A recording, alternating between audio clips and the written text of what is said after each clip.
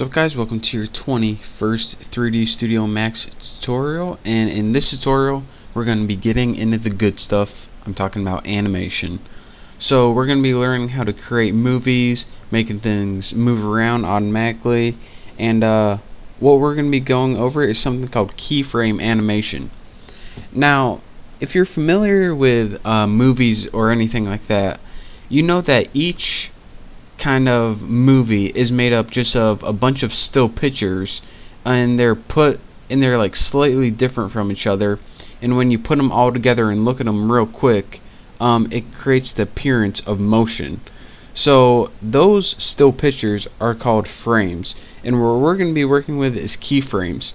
Now what a keyframe is pretty much certain points of time that you have to define, and once you define a point like right here would be a keyframe, and then you could define another keyframe, let's say over here, in that once you define this one and that one, your ball would go in between those keyframes automatically and create the appearance of the ball moving from here to over here. So it's a lot easier done than said. Yeah, I said it. So let's get right into it. Now that I differentiated between frames and keyframes, we can figure out what this time slider means right here. You see two numbers on this time slider, and everything down here, by the way, this is all your animation buttons right here. So you see 0 and 100 right now. The 0 button is the current frame. You're at 0, you're at the beginning of your animation. Now there are 100 different frames in your animation, so it goes from all the way to 0 to 100 being the end. So that's how many frames, or that's the length of our animation that we have to work with. So now that we know that, let's go ahead and go over some of the main buttons. Now the main animation buttons you're probably familiar with are these ones over here. You can go to start, go to end, play, previous frame. You can go through them one by one. The most useful button right here is probably this one. This is the time configuration. For now, I want to leave everything as default, but this is pretty much a frame rate, and frame rate means how many frames or how many pictures are in a second. Time display, don't mess with this. Playback, you might want to change if you want. What real time means is playback in real time and not lag or anything. Active viewport only means instead of playing your animation in all these viewports, only play in the active one, which saves a little bit on your computer. Loop means play over and over again. This is a speed if you want to play it in slow motion or super fast or something. If you want to play it forward, reverse, or ping pong, which means back and forth. And this is all this other stuff is pretty obvious, start time, end time, and stuff like that. But for now, just leave it for default. I just want to show you what was in here and what to do with it. So now that we got that under control, I guess let's just go ahead and start animating something so you guys can actually see what I'm talking about.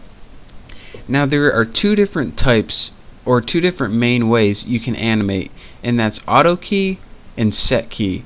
What auto key means is anytime you move this on the screen, it creates a key for you.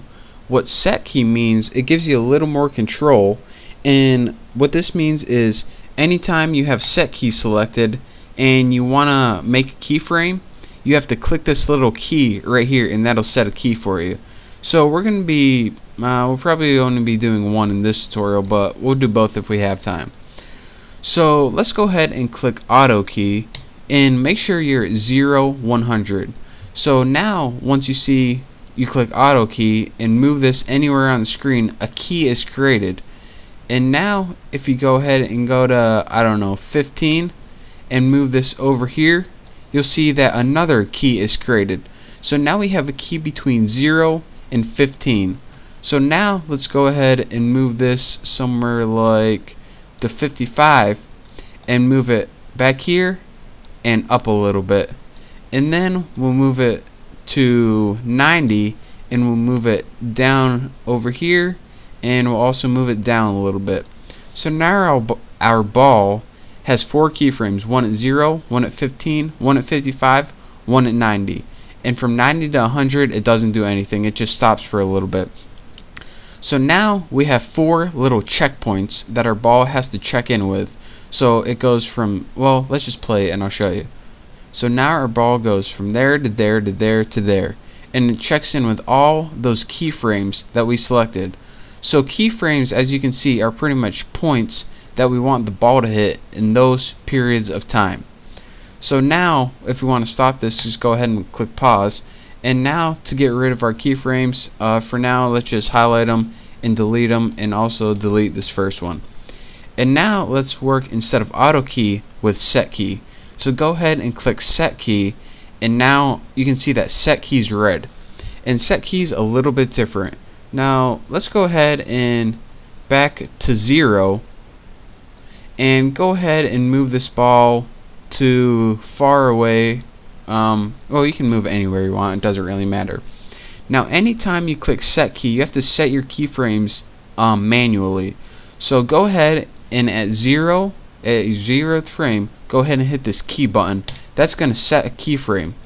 Now let's go ahead to something like 25 and move your ball forward a little bit and up.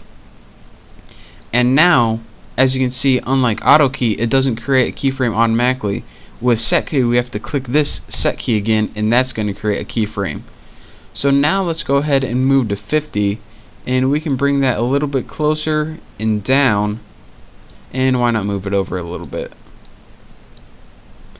and right about there, and we'll create another keyframe by hitting this key right here.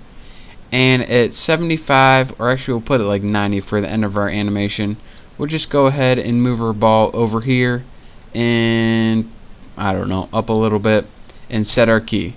So now our ball goes from this corner to the middle to over here to over here. So if you play our animation, we get down, over there, and it, as you can see, just like the other one, it hits all of those keyframes that we determined. And keyframes are, again, they're just points or locations that the ball goes. And from keyframe to keyframe, all of the frames in between are filled in by what is expected of the ball to do. So for example, if you have one keyframe up here and you have one keyframe over here, then the computer knows, alright, between your keyframes I'm going to move the ball from here to here, and that's going to give the appearance of animation. So once you play around with it a little bit, you'll understand the basics of keyframing, and as long as you understand the basics of keyframing and what they are, animation is going to be a piece of cake. And if not, then keep watching my tutorials and you'll figure it out. So thank you guys for watching. Hopefully you'll understand at least the basics of basic animation. So again, thank you guys for watching. Don't forget to subscribe, and I'll see you next time.